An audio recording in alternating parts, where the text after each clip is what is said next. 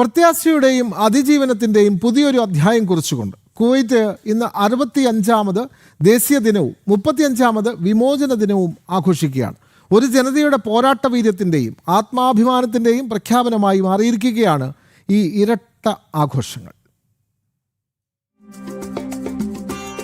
Arabian കടലോരത്ത് പ്രത്യാശയുടെയും അതിജീവനത്തിൻ്റെയും പുതിയൊരു അധ്യായം കുറിച്ചുകൊണ്ട് Kuwait ഇന്ന് അതിൻ്റെ 65ാമത് ദേശീയ ദിനവും 35ാമത് വിമോചന ദിനവും ആഘോഷിക്കുകയാണ്. ബ്രിട്ടീഷ് സംരക്ഷണത്തിൽ നിന്ന് സ്വതന്ത്രമായതിന്റെ ഓർമ്മ പുതുക്കുന്ന ദേശീയ ദിനവും ഇറാഖി അധിനിവേശത്തിൽ നിന്നുള്ള മോചനത്തിന്റെ കരുത്തുറ്റ സ്മരണകൾ ഉണർത്തുന്ന വിമോചന ദിനവും വർണ്ണാഭമായ ആഘോഷങ്ങളിലൂടെയും ആവേശകരമായ പ്രകടനങ്ങളിലൂടെയും കുവൈറ്റ് ഇന്ന് ലോകത്തിന്റെ മുന്നിൽ തിളങ്ങി നിൽക്കുന്നു.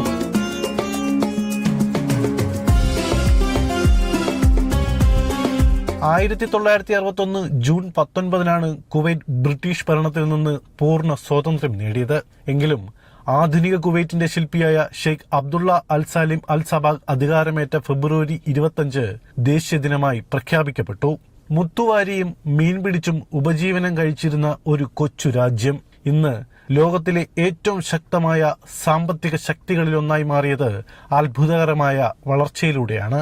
അമീർ ഷെയ്ഖ് മിഷാൽ അൽ അഹമ്മദ് അൽ ജാബിർ അൽ സബാഹിന്റെ നേതൃത്വത്തിൽ രാജ്യം ഇന്ന് വിഷൻ 2035 എന്ന വലിയ ലക്ഷ്യത്തിലേക്ക് കുതിക്കുകയാണ്.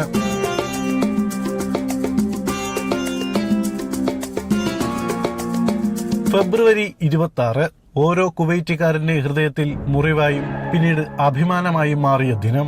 7 മാസം നീണ്ടുനിന്ന ഇറാഖി അധിനിവേശത്തിന് അന്ത്യം കുറിച്ച് 1991 കുവൈറ്റ് മോചിപ്പിക്കപ്പെട്ടതിന്റെ 35ാം വാർഷികമാണിത്.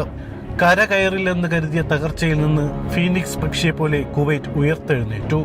സഖ്യകക്ഷികളുടെ സഹായവും സ്വദേശികളുടെ പോരാട്ട വീര്യവും ഒത്തുചേർന്നപ്പോൾ അത് ലോക ചരിത്രത്തിലെ തന്നെ ഏറ്റവും വലിയ വിമോചന പോരാട്ടമായി മാറി. രക്തസാക്ഷികളുടെ ഓർമ്മകൾക്ക് മുന്നിൽ രാജ്യം ഇന്ന് പ്രണാമം അർപ്പിക്കുന്നു.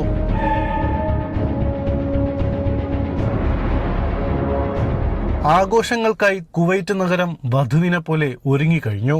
കുവൈറ്റ് ടവറുകൾ മുതൽ വൻകിട മാളുകൾ വരെ ദേശീയ പതാകയുടെ നിറത്തിലുള്ള ദീപാലങ്കാരങ്ങളാൽ പ്രകാശപൂരിതമാണ്.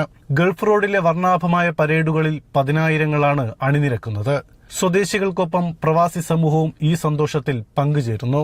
പ്രത്യേകിച്ചും കുവൈറ്റിലെ വളർച്ചയിൽ വലിയ പങ്കുവഹിച്ച മലയാളി സമൂഹം വിവിധ കലാപരിപാടികളിലൂടെ തങ്ങളുടെ ഐക്യദാർഢ്യം പ്രകടിപ്പിക്കുന്നു. എണ്ണയെ മാത്രം ആശ്രയിക്കാത്ത ഒരു സമ്പദ് വ്യവസ്ഥ കെട്ടിപ്പടുക്കുക എന്നതാണ് കുവൈറ്റിന്റെ ലക്ഷ്യം.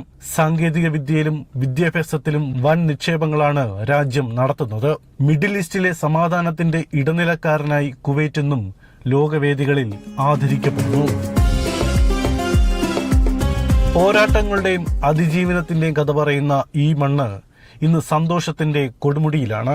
ഒത്തൊരുമയുടെയും രാജ്യസ്നേഹത്തിന്റെയും പുതിയ സന്ദേശം ലോകത്തിന് നൽകിക്കൊണ്ട് കുവൈറ്റ് മുന്നോട്ടു പോകുന്നു. ഈ മനോഹരമായ രാജ്യത്തിന് ജനം ടിവിയുടെയും ഹൃദയം നിറഞ്ഞ ദേശീയ ദിനാശംസകൾ. സുജിത് സുരേശൻ, ജനം, കുവൈറ്റ്.